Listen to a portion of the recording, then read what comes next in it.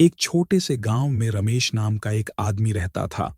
वह बहुत सीधा सादा और भगवान में गहरी आस्था रखने वाला व्यक्ति था।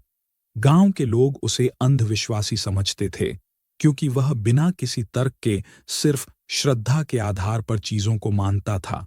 एक बार गांव में भयंकर सूखा पड़ गया। खेतों में फसलें सूखने लगीं, नदी तालाब खाली हो गए और लोग परेशान हो उठे।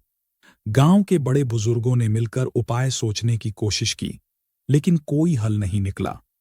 तभी रमेश ने कहा, भगवान हमारे विश्वास की परीक्षा ले रहे हैं। हमें पूरी श्रद्धा से प्रार्थना करनी चाहिए। भगवान जरूर वर्षा करेंगे। गांव के लोग रमेश की बात पर हंसने लगे। किसी ने कहा, केवल प्रार्थना से कुछ नहीं होगा, हमें कोई व्यावहारिक उपाय करना चाहिए।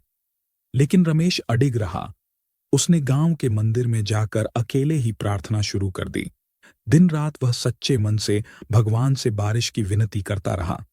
कुछ दिन बीत गए, लेकिन बारिश नहीं हुई। लोग उसका मजाक उड़ाने लगे, पर रमेश की श्रद्धा अटूट थी।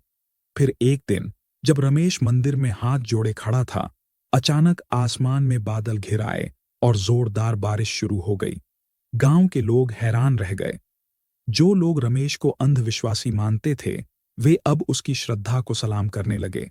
इस घटना से गांव वालों को यह समझ आया कि अंधश्रद्धा और सच्ची श्रद्धा में अंतर केवल विश्वास की गहराई का होता है। जब इंसान पूरे दिल से, सच्चे भाव से कुछ मांगता है, तो कभी-कभी वह नामुमकिन भी मुमकिन हो जाता है। संदेश: सच्ची श्रद्धा में एक अद्भुत शक्ति होती है जो चमत्कार कर सकती है। विश्वास ही वह ऊर्जा है जो हमारी दुनिया को बदलने की ताकत रखती है।